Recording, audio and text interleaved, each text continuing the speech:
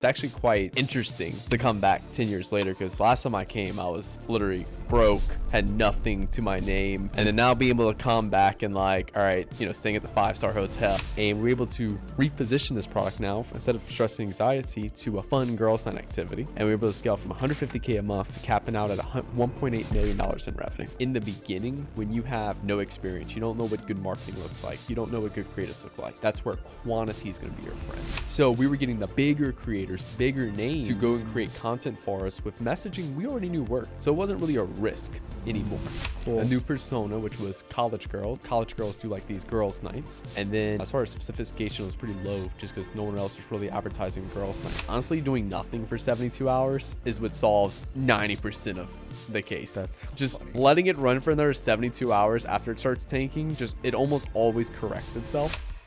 What's going on, everyone? Welcome to the Commercive Podcast. I have Nick Theriot. Did I say your last name the right way?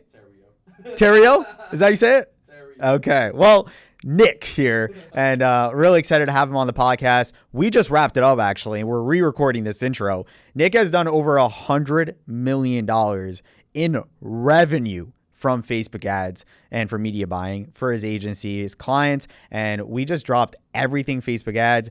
Just a disclaimer, this is not for the person just getting started with e-commerce. This is a really high-level podcast that we go super, super deep into everything that you need to know about scaling an e-commerce brand to 100K months, $1 million months, and beyond. So really, really epic podcast. Hope you guys enjoy. If you do, make sure you hit that subscribe button and hit that like button. Comment below any questions at all. I'm sure Nick will be in there answering some questions. And if you need a fulfillment partner that you can trust, go to commercive.co for a free quote. Nick, let's get into the podcast. Nick, what's going on, bro? What's happening, Welcome buddy? to the big city. Well, how's it feel? Having me. Dude, I love it. New York is a special place. I've been here for the first time ever 10 years ago. Okay. So it's been literally a decade since I've been to New York. And it's actually quite interesting to come back 10 years later, because last time I came, I was literally broke, had nothing to my name, came with my grandparents, and they had to pay for literally everything. And then now being able to come back and like, all right, staying at the 5-star hotel, being able to Uber Black everywhere, eat at all the restaurants you wanted. It's just like, it's kind of interesting, because at that time, that's when I was like first getting into this entrepreneurship journey. So I didn't, had all those doubts and just like, what if I would ever make it? Yeah. And then coming back 10 years later and being able to do everything I wanted, and just kind of like, damn, thank you to the old me for never giving up. So it's a cool experience so far since being here. And thank you to Facebook ads. Shout out Facebook ads. Shout out Facebook ads for that. Yeah. So I'm excited to just dive into everything when it comes to ads. I think like we're going to go really deep. This may not be for the typical beginner. No, let's not say. At all. We're going to go really deep on Facebook ads, and shout out to Commercive, the best fulfillment in the game. I know we chatted about it a few times, how important it is to have the right fulfillment. And I always like to start off, because this is our first time meeting in person. Mm-hmm. And obviously thankful for social media for connecting us. Mm-hmm. And you were actually, you're like, I'm going to book a flight right now. Let's go ahead and do a pod in New York. So I was like, let's run it. So this was like a super spontaneous thing. I love spontaneous people, because that's how they have the most fun in life. Exactly. You can't overthink everything in life, because if you do, like nothing never works out. It's just like you're always planning something, but it can't be perfect all the time. Just do it and see what happens. Yeah. But I like first impressions. First impressions are really important to me. So I have a little gift for you. And hope you like it. You can open it up if you want. I gotta check this out. Yeah. So I've never even heard of that brand before. I know. Well, when you open it, you will. Raban? I can't even pronounce it. Wait, is this the right way? Okay. I think it opens. Does it open up? Some way. There we go. Oh, wow. Yeah. That's fucking sick. You can show it to the camera. Guys, look at this. It's like a gold bar. so deodorant, and then, is that a spray? Yeah. Like a cologne and stuff. Yeah. Dude, that is so cool. Shout out for the camera. There you go. Love it. Dude, I appreciate Enjoy that it, very much. Oh, Thank and you. I have one more thing. Oh, man. Gifts. I was not expecting any of this at all. Yeah, we got you a Commercive hat. We had to. We'll put that on the side for now. So, let's go. How to rep it. Let's go, Commercive. All right. That's Dude, thank you very much. my pleasure. Hope you enjoy it. I'll buy you a drink after this. Nick texted me. He's like, "Yo, you do cigars?" I'm like, "Nope, but it looks like a vibe." All right, May have to change that. Yeah, I know, right? But dude, let's talk Facebook, right? I want to know what do you see different from the 6-figure advertisers, 7-figure advertisers, and the 8-figure advertisers? What are the main key differences you see? I think for a 6-figure advertiser, and I say 6 figures. Let's just be very clear here. Is this in terms of spending 6 figures a month, or just you're doing 6 figures a month in revenue? I would say ad spend. Ad spend. So you're spending $100,000 versus $1 million a month versus $10 million a month. So specifically from 100K a month, you can have like 1 or 2 good winning ads. You're probably advertising one product, and that's about it. I'd say a lot of drop shippers can easily get there. Anyone in e-com can easily get there. Spend about 100K a month. Realistically, that's $3,000 a day in ad spend. Yeah. Nothing too crazy from there. Now, going to 7 figures a month in ad spend, this is something that I'll typically see is that from the creative side, you have multiple different winning creatives. You're, every week testing new creatives. You're testing new landing pages as well. So you're not just doing creatives, you're doing landing pages. Typically between 6 to 7 figures, I see a lot more people start venturing into landing pages. This would be like advertorials, listicles, just any type of pre-sale pages right there. And the other thing I'll typically see with 7 figures a month in ad spend is that the type of creatives they're investing into, you're not really going and paying a creator $100, $200 for a video. Right. Back when working with Icon Amsterdam back in 2021, part of helping them scale from $300K a month to $2 million a month in revenue was that the creators they worked with were creators that no one else was willing to pay, just simply due to the fact of like, oh shit, hey, that's $1,000 for a creator to create one video for me. But these types of creators we were working with, no one was willing to work with them because of how expensive they were. So we were getting the bigger creators, bigger names to go and create content for us with messaging we already knew worked. So it wasn't really a risk anymore. We already knew the messaging worked. Let's throw $1,000 for a creator that substantially has more social influence to just go recreate the same video we already know works. But now with a high-end creator that everyone knows and loves. And even though they're not putting the ad on their particular page, people are still seeing them in our ads. And people who are in that particular niche, they already know and love that particular person. That's good. So that's a big thing with like the 7-figure advertisers. So you said creative output. Correct. Right. Offer and landing page output. Correct. And then the type of influencers and UGC creators that they're actually using as ads. Yeah. Okay. Those are big. Yeah. And how important is to create a system for those things? This is where I see a lot of people, I would say more 6-figure advertisers have a solid system in place, but this will be typically people actually going way further back, like people that are spending maybe $500 a day, maybe even $1,000 a day. This is where they'll constantly go in that like up and down, where like they'll test a few creators, find a winning creative, then fall flat after like 2 or 3 weeks when that creative fatigues. So then they'll keep going on that wave, and eventually till they realize, oh, hey, I just need to be consistent with new creatives every week. And that system right there will allow you to consistently output new creatives where you can test every week. Typically, what I would say, advertisers spending anywhere between 6 figures to 7 figures a month, they're probably roughly testing anywhere between 20 to 40 unique creatives every single week. Nice. Inside of the accounts. Is it the amount of creatives that's important, or is it quality? What would you say is more important, quantity or quality? Quality by far. Okay. And there will be a lot of people that will debate that. I think as you get more, as you have more ad spend and as you have more experience and as you develop a good eye for creative, that's where quality is where you need to go. In the beginning, when you have no experience, you don't know what good marketing looks like, you don't know what good creatives look like, that's where quantity is going to be your friend. So typically when I get like students and stuff like that and I start coaching people, I will go hard with them on quantity to develop their skill sets. Then I'm like, okay, now let's actually pull back on the quantity and put more intention on quality. But in the beginning, if you put too much intention on quality, it's just going to be paralysis analysis. And you'll spend months trying to build one creative. Yeah. Now, how does someone build that eye for quality? Because say, people are now, they have a winning creative, right? They've tested 30 creatives. They found that 1, 2, or 3 creatives that are, this has a good CPA. How do they then understand, okay, this is the angle I have to go after, or this is the style I have to go after? How do they create that eye for quality based on looking at these big pool of creatives? What's the process look like for that?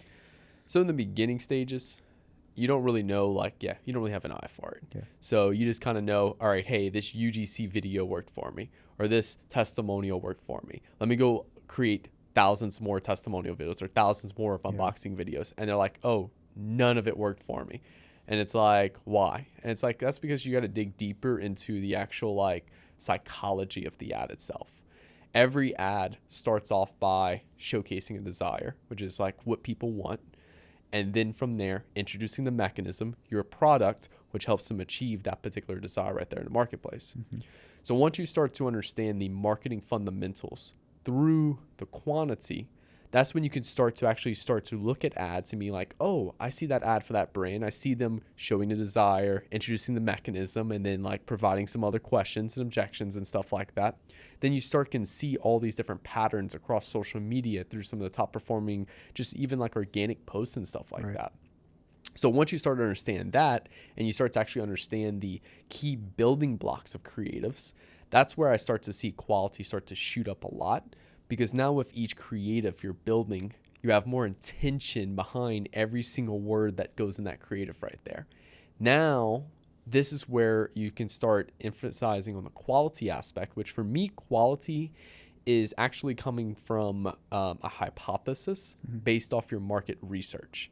So if I go do research and I see that 90% of people are buying this product due to its teeth whitening, and then I see this other 10% market of people that are buying it for teeth sensitivity, but I see no advertiser marketing teeth sensitivity, then I'm like, hey, my hypothesis is that no one is marketing towards this.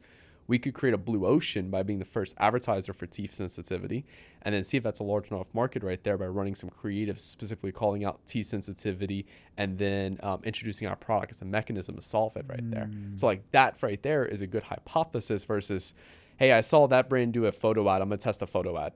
What? That's broad. That's too broad. Yeah. Gotcha. So how often and we see this all the time. People talk about, okay, you have to go out after the right angles, right? It's like you said the example of the teeth whitening, right? There's so many ways to advertise it, and you see a lot of health products today. You can use it for this or for this, or we can target it towards this type of demographic or that demographic. How often are you testing different angles versus going all in on one angle? At what point do you just say, okay, this is how our brand's going to be known, and we're kind of going this way, versus okay, let me try different ways of advertising this product? That's a really good question. So for me, I like to look at it as an angle. It's just different ways to say the same thing. Right. So for me, the thing I have to say to convert you is going to be built upon basically desire, persona, market awareness, market sophistication. That's going to create my messaging right there. Then angles is just different ways to say that same messaging. 3 ways to run Facebook ads versus how to run Facebook ads versus unique Facebook ad strategy to scale. All pretty much the same thing, but just different ways to say the same thing. Right. And then we can replicate that across UGC, whether it's testimonials, unboxings, demos, stuff like that. So for me, what I'll do is, it kind of depends where we're at with a product. Most of our clients that come to us, they will be in a position where they're testing tons of different angles around a desire and messaging they've already put together, and they're just they're capped at a certain level of revenue. So for us to go and just test more of the same thing would just be pointless. It would be a waste of time, waste of money.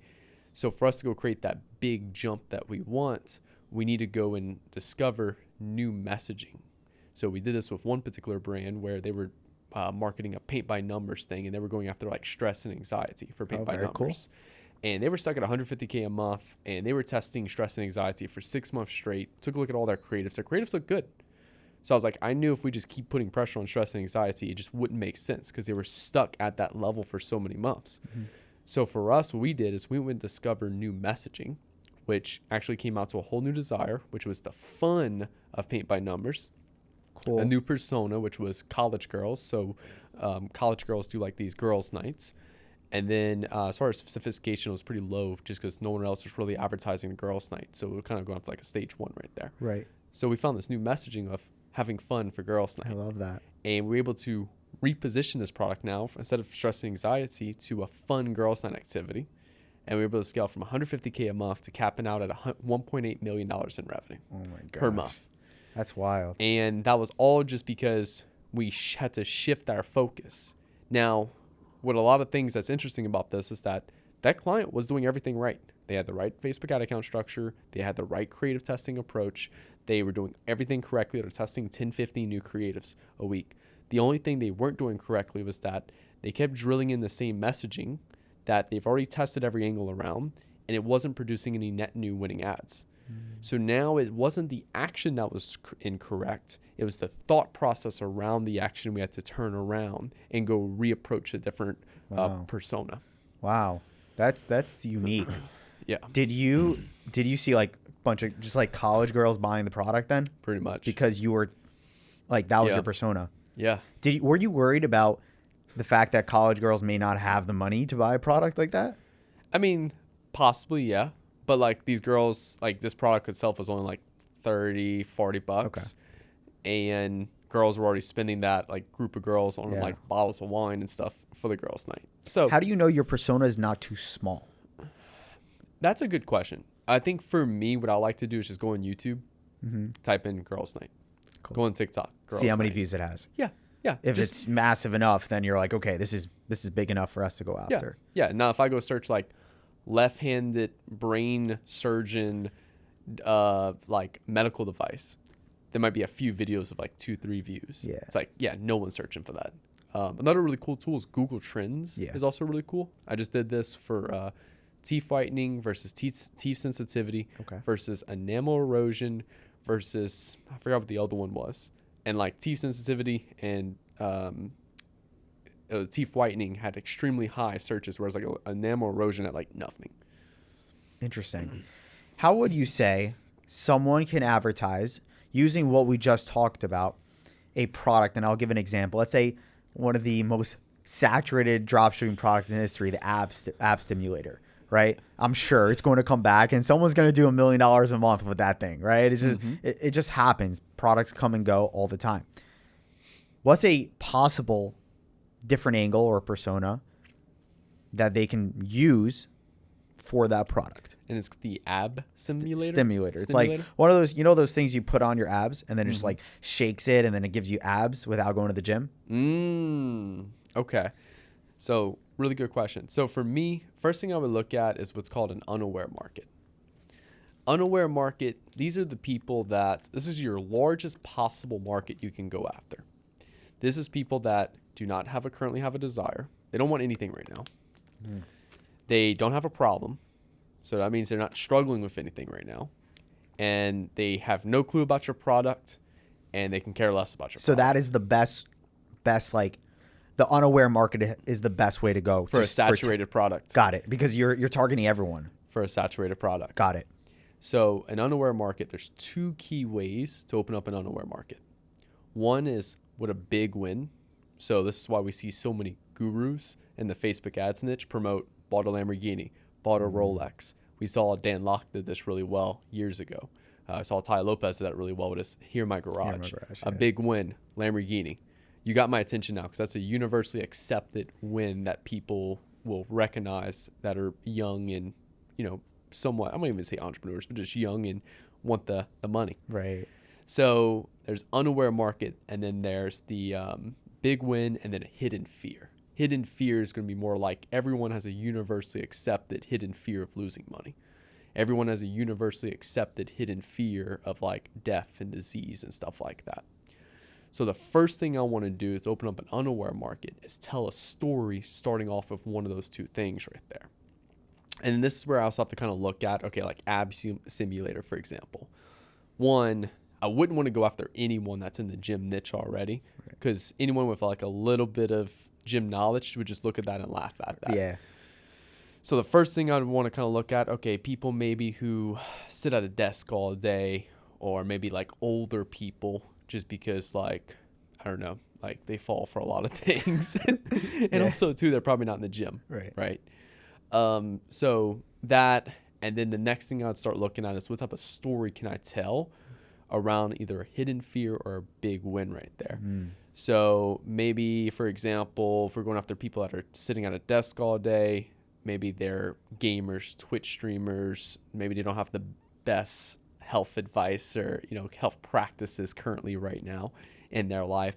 And we tell some type of story about like getting their dream girl or something like that. And then going into, you know, from on basically where they're at now to getting that dream girl. All of this was because, you know, they were overweight and it was preventing them from attracting the girls they want. But, you know, they didn't have the time every day to work out and they didn't have the best lifestyle. And then going into how this ab simulator helped them change it all, shed the weight while they played Call of Duty all day at their desk. Awesome. And now they have the dream girl they want, etc. Right there. I love that. What do you say, like, as a UGC creator, to get like one of the big streamers to record something like that? Yeah. Okay. I mean, to be honest, something right there is I would use one of the little AI UGC creators first. I would test with that first just to validate that particular hypothesis. And then I would just do some simple, like little, like probably pictures. And some of them I would generate with ChatGPT and some of them I would just kind of like get a creator to take. And then just have a AI UGC person just basically do a commentary over that slideshow. We've seen a lot of these on Instagram. I'm not sure if you've ever seen them before. Yeah, they're hilarious. Where it's like, I used to date a Saudi Arabian billionaire. Here's all the weird things he made me do every day. Those convert? They convert, but they're not FTC compliant. Okay. So if you do decide to run those, you are putting yourself getting sued by the FTC. Interesting. But Facebook allows people to run those? Wow. Yeah. We did test them at one point. That's hilarious. So, but yeah, we quickly turned them off. I was just curious. So we ran one for a very short period of time. They do convert, but like I said, you do put yourself at a risk of getting sued by the FTC because it's not necessarily the story. It's the people that are leveraging fake authority. So we will typically see the ones that convert the best are going to be the ones that say like, that start off with, hey, my dad was the highest paid brain surgeon in the USA. Here's like everything he made me do every day. Or like, hey, you know, my stepmom was the highest paid gynecologist. It's when you leverage authority like that, that's where it puts you into the position of getting sued by the FTC. That's crazy. Wow. Dude, I have to pull something up real quick because this reminds me of something I saw on Instagram. I was scrolling one day on Instagram. One of the main ways I love to do research on what I should be doing inside my e-commerce businesses and like in social media overall is I just scroll on Instagram sometimes. Dude, it's the best. And you're like, this got 2 million views. This got 10 million views. And you're like, why? Right? So I wanted to show you something because when I saw this, I was shocked that people are actually going crazy viral using AI. Like all AI. And it's so fake, but at the same time, like it gets people because it looks so real at the same time. And some of them are really messed up. But let me show you this. I'm going to try to pull it up on the screen as well. But here, take a look at this. So this is like they put like a grandma. Let me try to. Oh my God. Yeah, it's crazy. So they get. Let me show you some viral videos that they had. Look at this. Oh, 363,000 views. Ready? And I'm not asking for money other than maybe a comment. Authorities told me to shut down my small church because I can't afford the rent at the moment. Then my wife and I decided make Jesus plushies to try and keep our church afloat.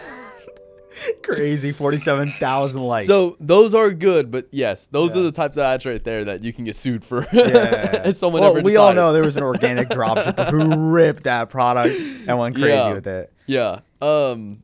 But no, I love that. Yeah. I love that a lot. That is a great example right there of like a hidden fear right there. You know, it's telling that emotional story right there. So you were completely unaware at first when you saw that, but then when you saw that, you see this story of like someone basically going like, you know, possibly going broke right there. Right. And like that's something everyone can universally just like, hey, like I feel you. I feel your pain right now. I don't know which exactly you're going through, but I just know that's got to be bad. Yeah. And then go into the solution, the unaware problem, and then solution. Hey, just buy this for me. Yeah. Like that's it's clever, crazy. right there. It's crazy how this guy milked that product. People are doing this all the time. They're using. I mean, you know, we have to tell people unethical things too. You know what I mean? Because it's out there. Like, not saying we would do it, but you know, you just need to be aware of it. Because you know, I had some people come to me and like. This one particular student come to me just with like all of these fake doctors in their ads and stuff like that, and like literally even saying like, "Hey, I was a brain surgeon for the last 5 years. Here's the things I recommend." And it's like the problem is that there's no one educating on these people of like, "Hey, yeah, like you may convert with that. Don't get me wrong, but if you get a lawsuit with the FTC, like they can literally sue you for every dollar you've made in the last 5 years." Not including profit, your actual Shopify revenue, not profit on that Shopify. Yeah, you got to be careful. So it's let's talk about AI a little bit, right? Let's do it. So AI, is it a whole hype or is it actually working now? And if so, how? How are you implementing AI it? works really well. Okay. So my favorite thing to do with AI, it's first off with AI, like there's a lot of noise in the space. Yeah. Let's clear out the noise. What is noise first? One, if you go on like money Twitter, for example, or marketing Twitter, wherever you call it, there's someone every day tweeting, I just did this with AI and this just was a game changer in AI. Then the next day, this is a game changing AI thing. And like every day there's something new. And I know I have like a team member on my team who's very notorious for this, where he'll go and he'll like bookmark all that and then go sit down and read through that. And then he'll just like brain fuck him basically. Like he's just like, I don't know what to do now, like analysis paralysis. I literally hate Twitter for that reason. Yes. So what I love with AI is, number one, you can't force AI into everything you do. Like I was talking to a team member the other day, they spent an hour trying to like automate a 2-minute task with AI, and I was just like, bro, the task took you 2 minutes. Why are you so focused on AI? Like just do that. Just do it yourself. But focus on the task that takes you 2 or 3 hours, and then where can you leverage AI to speed that process up? Okay.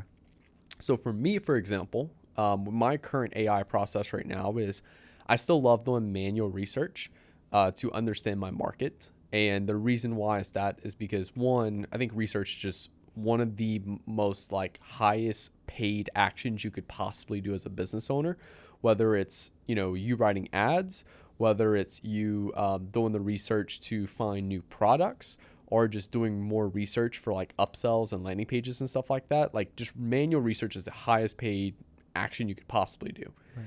Now, what I like to do is take that research. So let's say I'm looking at teeth whitening, for example, right now, and I go spend a bunch of time understanding the teeth whitening market, the different types of people in the teeth whitening market, what they want, what they desire, like all of those things. Putting that in a doc right there, and then also creating a doc for like my product. And here's everything about my product, all the features, how it works, the instructions of how to use it, all of those good things. And then I'll take both of those docs and upload that to ChatGPT. Okay. And then I'll tell ChatGPT, hey, you're only allowed to use these 2 docs moving forward. Now I just built myself a copywriter for my business that can write all my ads.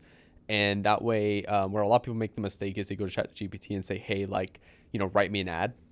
Whereas now I'm giving ChatGPT the only 2 information it needs. And then now it can be like, hey, ChatGPT, as direct response copywriter, I like to use Dan Kennedy. He's just very good, and ChatGPT knows this work pretty well. Okay. Write me 10 headlines for my product. And then it'll only use that research and only use your product doc that you gave it, and it'll write pretty damn good headlines. And then from there, I'll pick like, all right, hey, this headline, I really like this headline. Mm-hmm. Then I'll tell ChatGPT, as a Instagram influencer with over 1 million followers, please write me like a Instagram reel script with this. And it'll push out some really good ad creative just from that right there. Like that'll 10x your game. That's incredible. Real quick with AI. Have you ever tried taking your top ads, the transcription of it, and then asking ChatGPT to create variations? Yeah. Okay. Yeah. So I'll do that. That's another really good one. Usually what I'll like to do is I'll pull like, okay, here's the main desire from that thing. So like maybe it's around teeth sensitivity. Inside of teeth sensitivity, we're targeting this person and like talking about these key things in that winning script. Now go create me 10 completely unique scripts around that. Another thing I like to do is I'll basically just go to ChatGPT and say, hey, I want you to exaggerate this. I don't know if you ever seen those videos on Instagram Reels where it's like, ChatGPT, give me a picture of a marketer. Then it's like a picture of a marketer. Then be like, ChatGPT, he's not marketing hard enough. Make him market harder. And it's like 3 screens now on his desk. And then like you just keep going up to the point where it's like, he's not marketing enough. Steal. He needs to know the whole world he does marketing. And it's like bigger. I feel like exaggerated things do well for ads. Well, it's the thing with ads is, Mr. Beast said this. The reason why he has so much success is because everything he creates things people's never seen before. Right. The best ads are the ad angles no one's ever seen before, or the visuals no one ever seen before. You got to do something different to get them to stop scrolling. That's marketing. Yeah. And that's the problem with a lot of people when they start stealing ads from other people. Oh, hey, like, my buddy was running this product. I just stole all of his creatives and it's not working for me. And it's like, well, yeah, no shit. He's already running it. You're just ripping the same creatives and showing the same thing to the same people. Right. Of course, they're going to go with the other person. So you always got to look. That's such an important lesson. I think that like if someone does an equal job to other people that are already doing it, you're not going to get the results you want because you are doing the same thing as them. Yeah. Right. And I see this also in the drop shipping game a lot. Right. I've been in the game of e-commerce and drop shipping for the last 7 years. Right. In the game of drop shipping, ripping is like notorious. And what we're starting to realize right now, and really over the last few years and throughout the stores that were actually successful, is that we did something different and better than what people were doing already with that product. Yep. Whether it's better creatives or a better landing page and offer, it's got to be one of the two. Yeah, and I think the better creatives is probably going to be the easiest one. Right. Because like you could have the same offer, right? And I think the problem with a better offer is that people just think, okay, how do I make it cheaper? And it's like you're just going to be a race to the bottom if you just keep going, how to make a better offer. Now, if you make a better offer that offers more value, there you go, even at a higher price point, like people are willing to pay more with you if you have more value in terms of what you give them. That works really well for an offer. But I think from creatives, there's 3 key things you can do to ethically steal your competitors' ads. Is take their ads and do one of these 3 things. Number 1, simply just going ahead and taking exactly what they have now, but film in a higher quality setup. So like I said, with Icon Amsterdam, when we were scaling them back in 2021, it was literally the same creatives as everyone else was running, but we worked with higher paid creators to make higher levels of production, which in consumers' eyes made us look a lot more trustworthy. We weren't recreating the wheel. We weren't recreating the messaging. We were just showing higher levels of messaging. At what point do you do that? Like, do you do that for the test? That was right in the entry level. Wow. Yeah. And that was because that's how we were differentiating ourselves from everyone else. So you go build higher level creatives with the actual same amount of like same messaging and everything, but just higher amounts of like money you invest. So it's a little bit more risky, I think, for like entry level drop shippers. But for people that are more advanced, it's an easy risk that's they're willing to take. For those people who have like, they don't have too much money to invest into like crazy different video shoots or whatnot. What's like your message for them where they can go and do like a huge video shoot or whatever, right? Like to spend 10K or 5K on a so in whole this situation. This case right here, this is where you want to go and look at different personas. So like, for example, I'll use like built clothing as an example real quick. They first started off with, I would say, just like people every day, like workers, and they were kind of focusing more on like the new business casual. That was their messaging. But then now they're starting to promote a lot more of like people going golf in their pants. And it's like, why? Is because so many people started going after the market of everyday casual, and everyone started spouting up the same type of pants that it made it super competitive. Mm-hmm. So if you can go open up a whole new market of people that no one's advertised to before, you can still have very low level creatives and still crush it. And that's the same thing with our girls' night ad that I was talking about a couple minutes ago, because no one else was advertising to girls' night. And, maybe they had a few like random products here and there, but nothing like really successful. So we were able to call out a whole new market of people that no one was running ads to, had very low level creatives pushing out to this market. I think our first batch of creatives we spent $200 on total to get those filmed. And it was just a couple girls using our product, sipping on wine. Nice. That was it. And immediately scaled the account because no one else was advertising it. So during our research, it's how do we go find the sub niches within a niche? So another great example is Gymshark. They did this because, they had like Under Armour, Reebok, Nike at the time, but no one was on that sub market of just people going to the gym. Then Gymshark came around. Then all these other brands sprouted. And if you look at the top people in those markets now, it's Gymshark, but then you have these sub markets of people like Alphalete, Young LA, Anaka Power. All of these are calling out sub people within the gym niche. So this is where it's called stage 5 market sophistication. And it's just simply taking already existing desire, weight loss, and go after a sub market. Weight loss for dads, weight loss for, the college athletes or athletes who are trying to make it for the college team. Weight loss for postpartum moms. You go after sub groups of people, and then that way it creates a blue market. If you read, I think it's Blue Ocean Strategy. Yeah. You always want to be creating blue ocean markets within your ads and stuff. Even if it's a smaller market, you can get a smaller market, but you get the whole market, or you go after a big market where you get nothing. And that's where a lot of people make a mistake at. So that's way number 2 to replicate your competitors' ads. They're all going after dads. You're going to go after maybe new dads, for example, or like a sub niche of dads, southern dads, city dads. And then that just creates that new market for you. That's so big.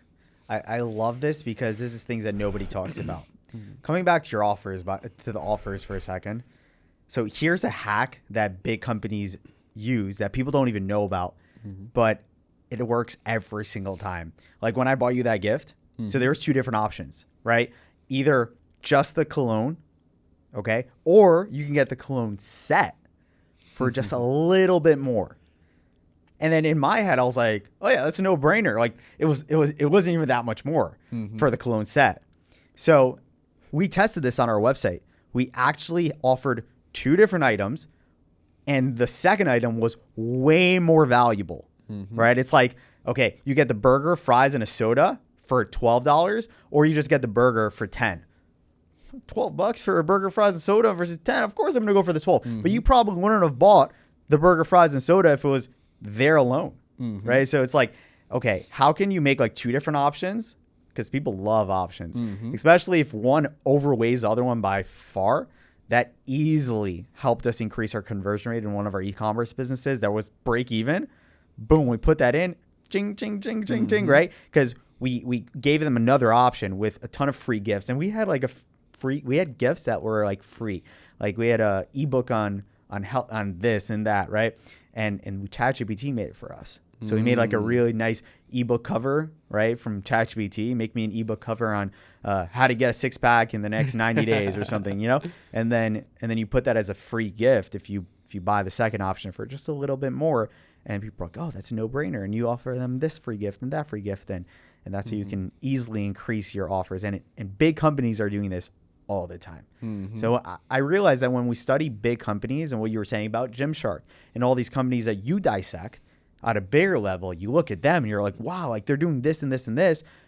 For many of these companies, we can actually implement it in our day-to-day business, right? So I realize, and both as marketers, we know this, how important it is to analyze.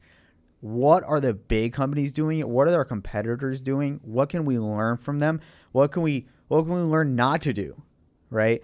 How often are you kind of like just doing market research in a whole or competitor research? Or are you just like focused on, okay, how do I scale this brand? How often are you taking a step back and looking at everything in a whole? I think research for me is a day-to-day thing. And then for me, it's setting that objective for that research. Okay. So some research sessions, it may look like, hey, I need to go analyze a full market. Other research sessions might just be like, hey, I need to go figure out a AOV booster for this brand. Let me go just look at a few variety of brands, just kind of see what kind of common AOV boosters people are doing now, and then seeing what I can toss in for like a couple ideas I can get from my brand. Cool.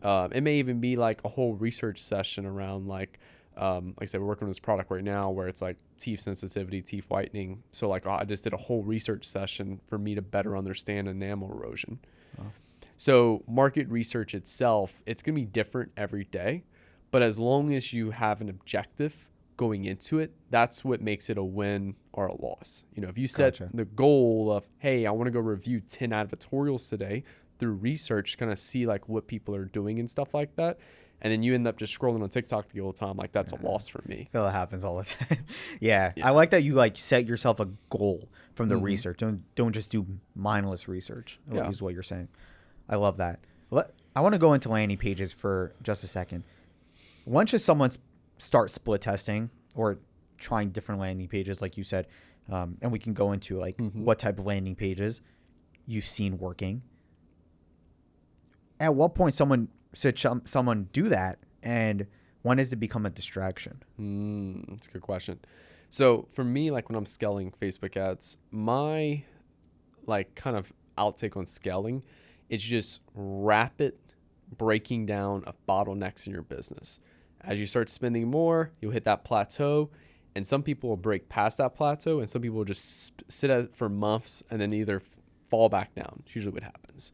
So for me, it's like as soon as we hit that plateau, I want to immediately see what's the bottleneck here, fix that bottleneck, and then scale. So like, say, for example, if we're going to landing page testing, we have 2 particular clients right now where they have phenomenal creatives. They're getting 70 cent, 80 cent clicks on their creatives. That's sick.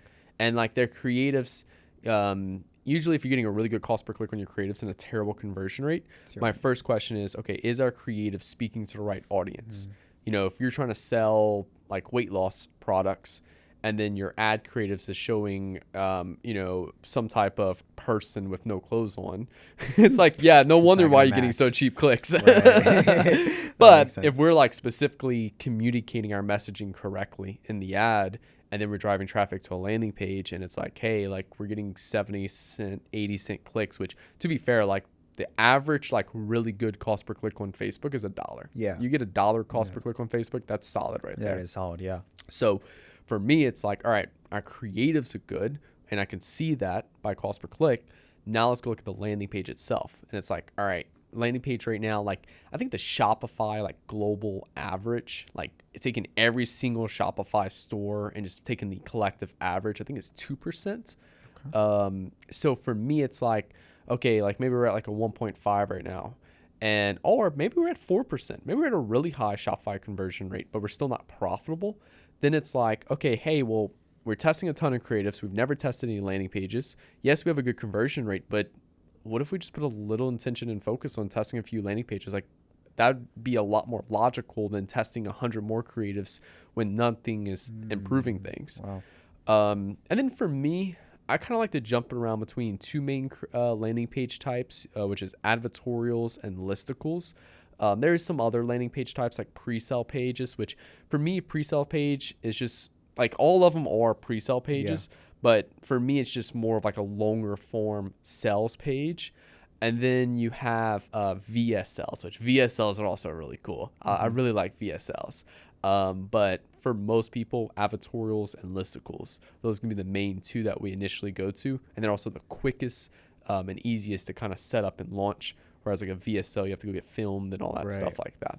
What converts the best have you seen? You know, it depends.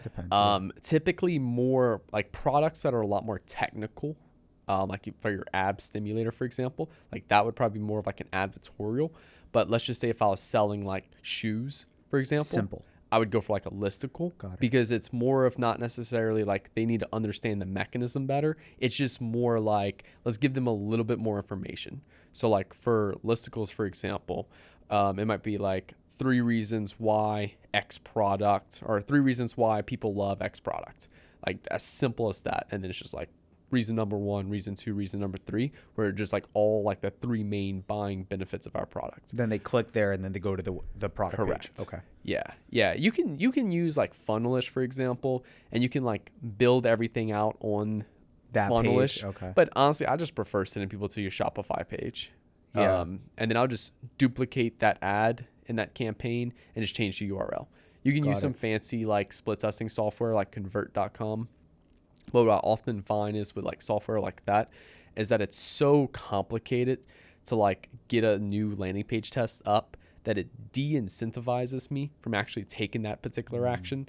So I like to just look at speed. Yeah. So as fast as possible for me to go and get something set up and launch. That's all I care about right there. So I would create a new page and launch.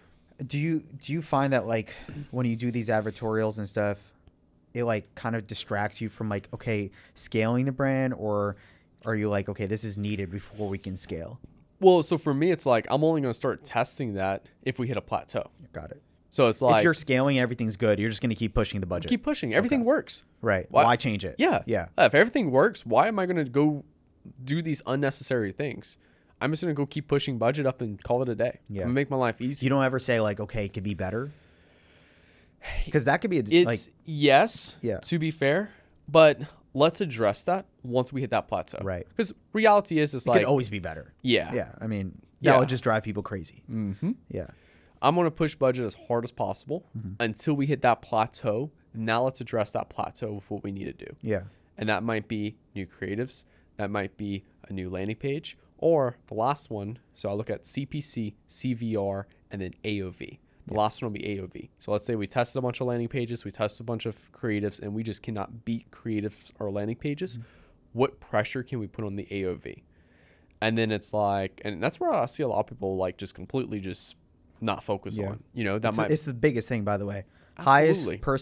The person with the highest margin always wins. Yep. Always wins. I actually gave a whole keynote on this because we were talking about fulfillment and like the fact that if you lower your cost of goods, then you have bigger margins, right? And then if you can get deals with the supplier to ship, let's say 2 or 3 of them, or include, let's say, you know, another item in there because the shipping is cheaper at that point because it's in one package. How much are you saving? So all these metrics can help you really just like save money, have higher margins, have a higher AOV because you can add more items to your store.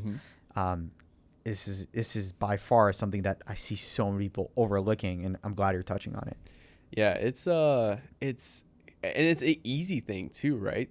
Like if you're testing hundreds of creatives and landing pages and stuff like that, and spending a ton of your time like, you know, freaking out over like, you know, just these little things in creatives, it's like, hey, just take a step back, look at your full funnel. Like your creatives are good, your landing page is good.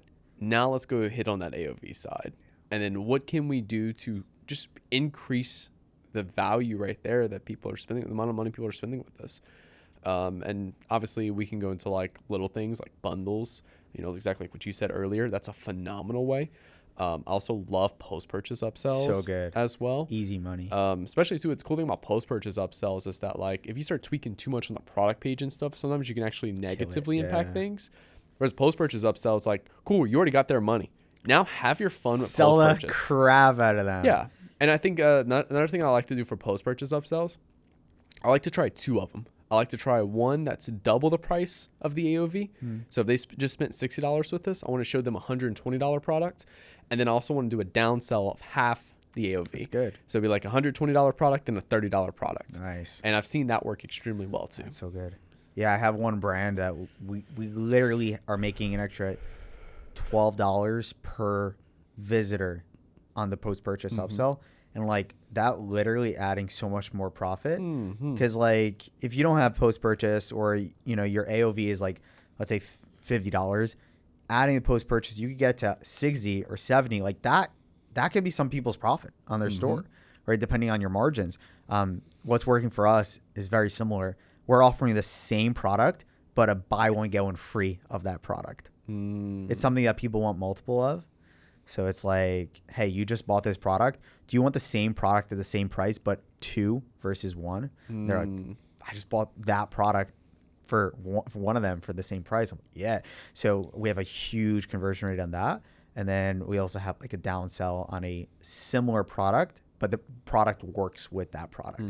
So like, for example, let's say ab simulator, they have like the butt stimulator, you know what I mean? Yeah. Like, I like that. Yeah. I like that though. That goes a lot. I think the problem a lot of people have with AOV is that they're just like, all right, cool. Well, they need to buy more. So then it's like, well, I'm going to give them my same product, but 2 of them now when they purchase 2. And then it's like, it goes to like in-cart upsell. Like, I'm just going to give them more of my product. Yeah. And then it's like post-purchase upsell. It's like more of my product. So it's just like, just keep jamming the same product in their face over and over and over. because they already did the research on that product. Yeah. And they like it.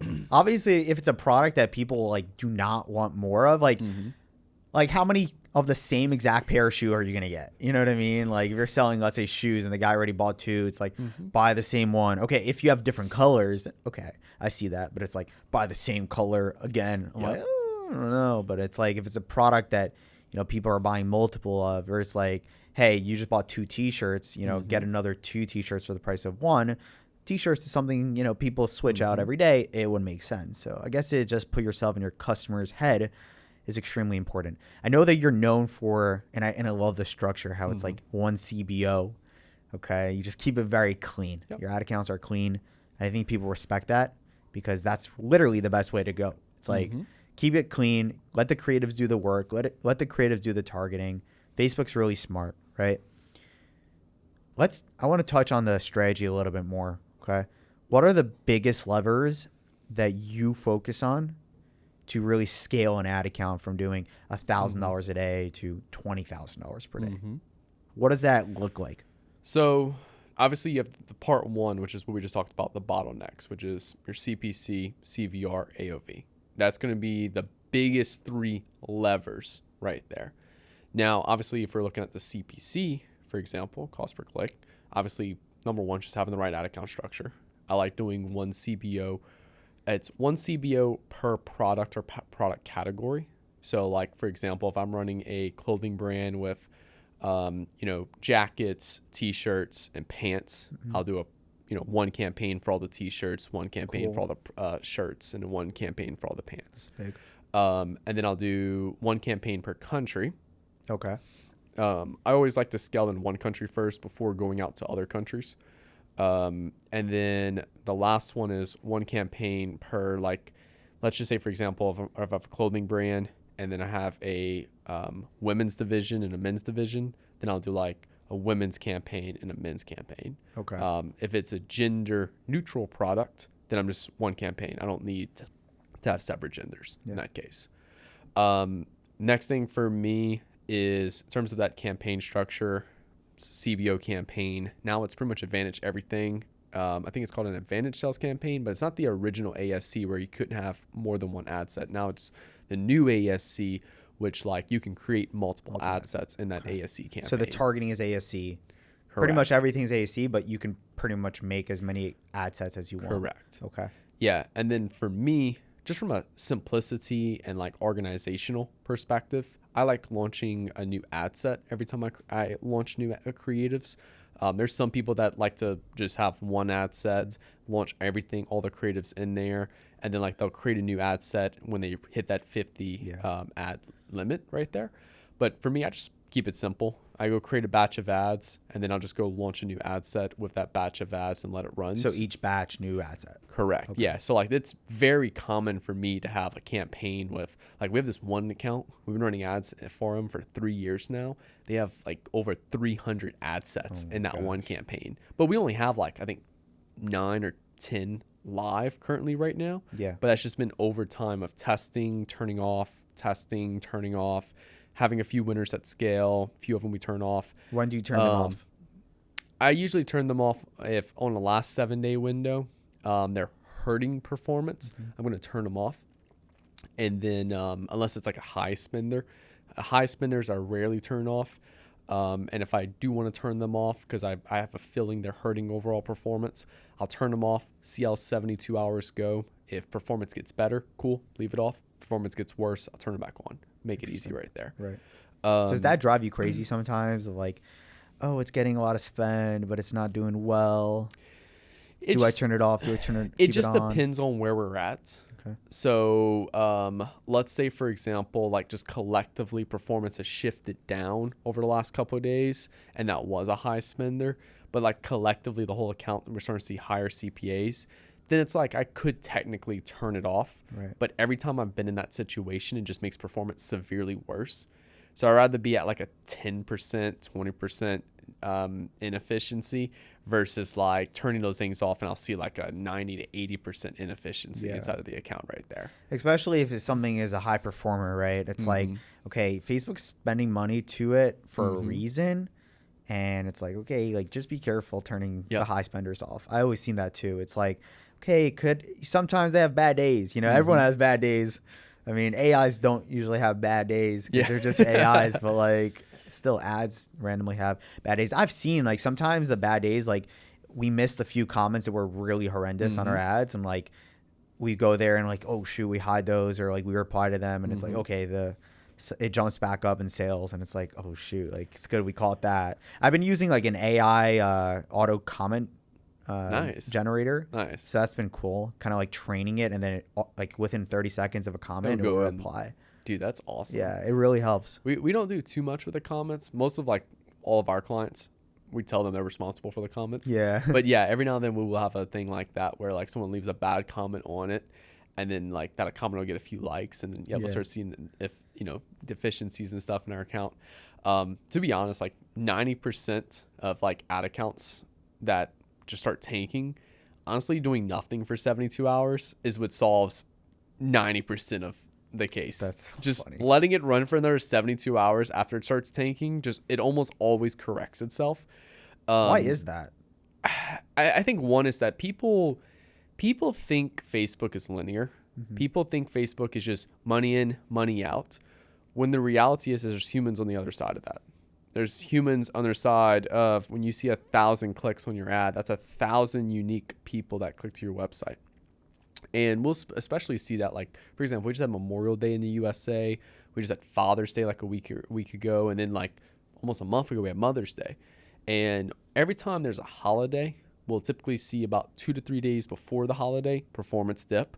Okay. And then 2 to 3 days after the holiday, performance will slowly pick back up. And it's like, oh, well, why? Then it's like, okay, well, let's go analyze consumer behavior during that time.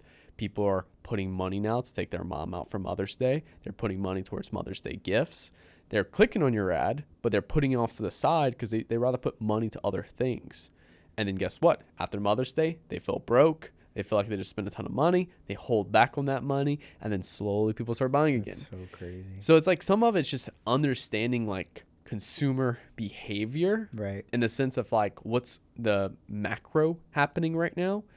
And during that time, the best thing to do is just nothing. Don't touch your account. Just let it roll, because all those impressions you're generating Go smoke a cigar. Exactly. Exactly. Yeah, I love that. That's really good. And I think that this has been really helpful for people for sure. Hopefully, watching it on the other side. Let us know in the comments below.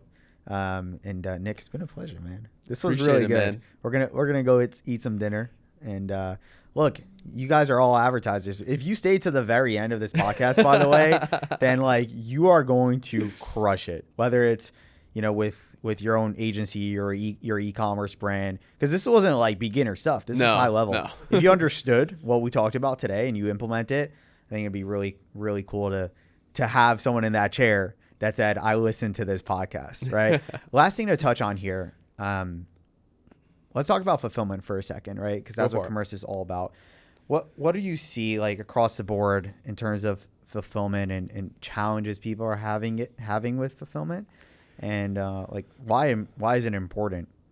Yeah, I mean, that's a good thing to talk about. I mean, number one, like I'm gonna say this from an agency perspective, because we don't really deal with fulfillment at all. Right. So I only hear about it from clients, but I'm not actually in the like weaves and helping clients with fulfillment and stuff. But I guess the biggest things from like an agency perspective, like we benefit a ton when fulfillment costs are lower. So like, for example, we have some clients with like really terrible margins on their product. And it's like, if they just got a better fulfillment price, like that would just take their current results right now and maybe they're at a 10% margin right now of their current results. Like literally nothing will have to change in the ad account and they'll make an extra like 10% a month in profit. So fulfillment cost is huge. I think fulfillment in terms of like, with all the tariffs happening right now, like we actually lost a client just recently because of tariffs, because literally where they were getting their product made and everything like that, they already had very slim margins. And now they were having like to literally almost a 2x increase in product costs. And due to like all the tariffs and everything like that, like it was just, it made their business financially unfeasible to continue moving forward. So they're closed right now until they find a new fulfillment center that can actually make these particular, that's actually pants they were doing. Well, I guess Commercive's got to hop in there and help them. Yeah. That's crazy. Wow. Yeah. And I think that we should also talk about other countries, right? How often do you have where you unlock a new country because someone is able to ship from a 3PL in China? Big. That's huge right there. I think that's all of our like biggest success stories was like, all right, we got a brand up to like 500K a month in just USA. And then now let's just take those winning messaging and winning ads and go start and translate everything and then go into a whole new country. Wow. And that unlocks just, it's so easy because it's like you already have winning creatives, translate them for that country, and then boom, you just unlock another 500K a month for your business. Bro, that's crazy. Guys, if you are an e-commerce seller and you own an e-commerce brand or you're an agency owner and you need fulfillment for your e-commerce, let me do that again. Guys, if you are an e-commerce seller that is currently scaling and you need fulfillment, whether it's cheaper cost of goods or you need to unlock other countries, United Kingdom, Canada, Australia, Germany, these are top countries we've seen big e-commerce sellers unlock, or you need better quotes on your current manufacturing or your shipping, whether you're using a China 3PL or a USA 3PL, go to commercive.co for a free quote. Nick, it's been an absolute pleasure for you coming on here, dropping the game. And I hope that you guys enjoyed this podcast and look forward to having dinner with you and chilling out a little bit in New York. This is amazing. Thank you very much. See you guys.